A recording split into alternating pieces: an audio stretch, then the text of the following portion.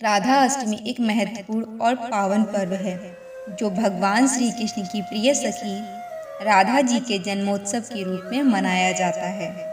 इस दिन विशेष रूप से भक्तजन राधा जी की पूजा अर्चना करते हैं और उनके जीवन की महिमा को समझने का प्रयास करते हैं।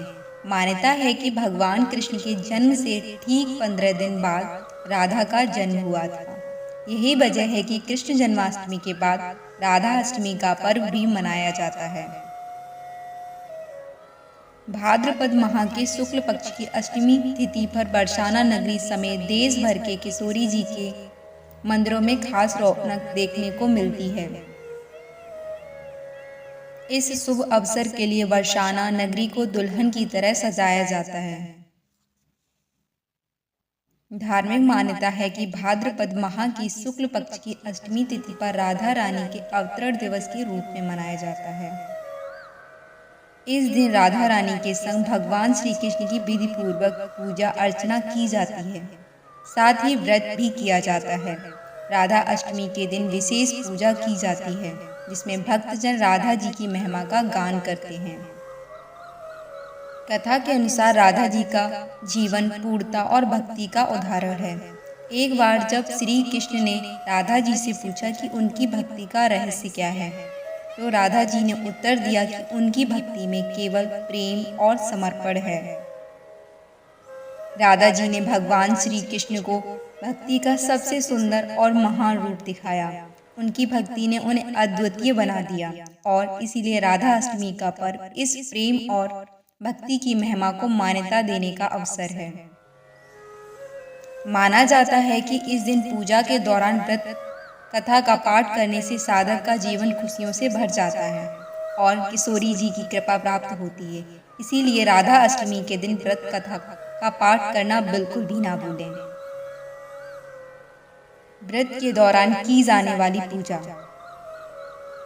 राधा अष्टमी के दिन व्रती सुबह जल्दी उठकर स्नान करते हैं और व्रत का संकल्प लेते हैं। इसके बाद राधा जी की पूजा करते हैं जिसमें उनकी मूर्ति को सुंदर वस्त्र पहनाए जाते हैं और भोग अर्पित किए जाते हैं।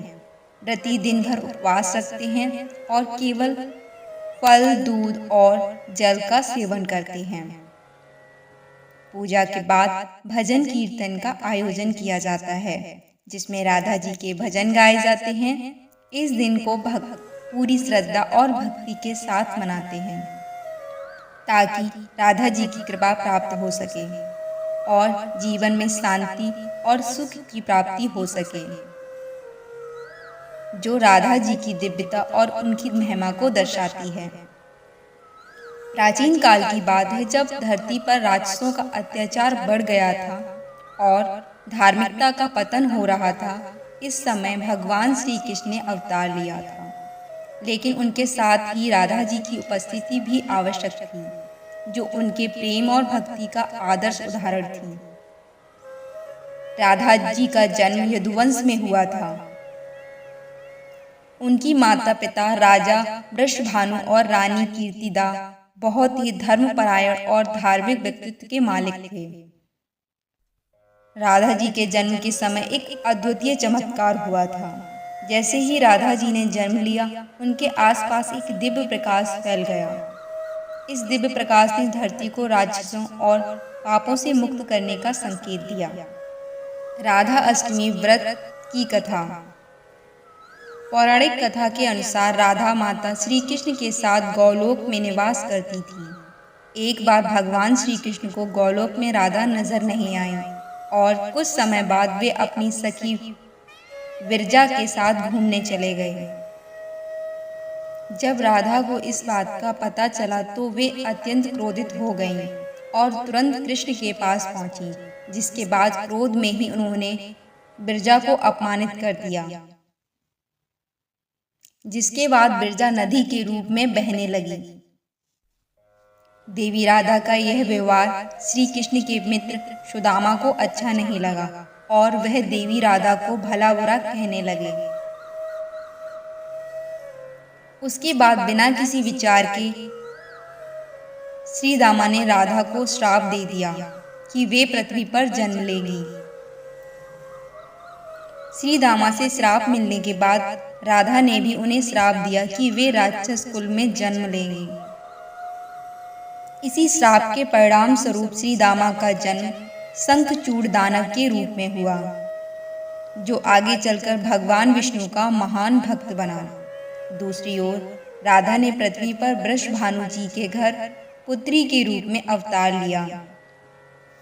राधा का जन्म वृषभानु जी के घर तो हुआ, लेकिन देवी कीर्ति के गर्भ से नहीं। जब राधा और श्री दामा ने एक दूसरे को श्राप दिया, तब भगवान श्री कृष्ण ने कहा था कि राधा को वृषभानु और देवी कीर्ति की पुत्री बनकर पृथ्वी पर रहना होगा। मनुष्य योनि में आपके विवाह का संबंध एक वैश्य से होगा जो मेरे ही अंश का अवतार होगा। इस प्रकार आप पृथ्वी पर भी मेरी ही संगिनी रहेंगी, लेकिन हमें पृथ्वी पर अलग होने का दुख सहना होगा। इसके बाद भगवान श्री कृष्ण ने राधा से कहा कि अब आप मनुष्य योनि में जन्म लेने की तैयारी करें। संसार के सामने वृषभानु जी की पत्नी गर्भवती हुई, और जिस प्रकार एक शिशु का जन्म होता है, उसी प्रकार देवी कीर्ति का भी प्रसव हुआ। हालांकि वास्तव में राधा का जन्म उनके गर्भ से नहीं हुआ था।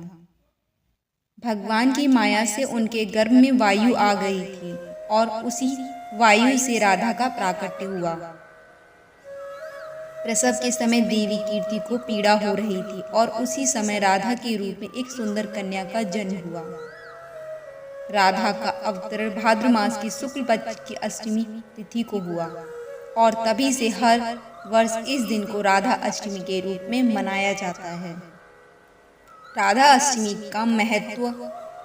हिंदू धर्म में राधा अष्टमी का विशेष महत्व है। इस दिन किशोरी जी के नाम का व्रत और पूजन करने के साथ राधा अष्टमी की व्रत कथा पढ़ने और सुनने से जीवन की सारी परेशानी दूर होती है। शास्त्रों के अनुसार देवी राधा के नाम का जाप करने से उनकी विशेष कृपा प्राप्त होती है। इसके अलावा व्यक्ति को कभी भी आर्थिक तंगी का सामना नहीं करना पड़ता।